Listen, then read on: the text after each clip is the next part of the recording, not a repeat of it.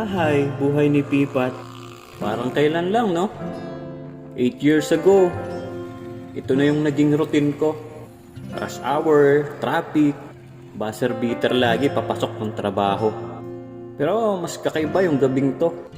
Kasi last pasok na nga namin to sa trabaho.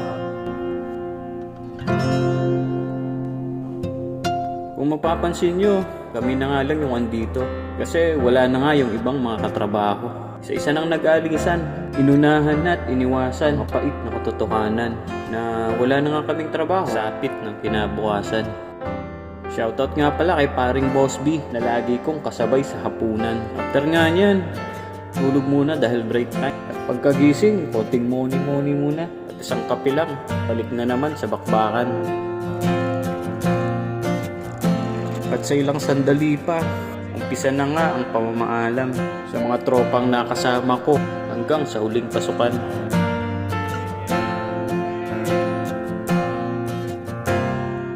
At sa mga tropang nakasama ko hanggang sa dulo mula sa umpisa, hangad ko ang tagumpay ng lahat para sa mga kanya-kanyang pamilya.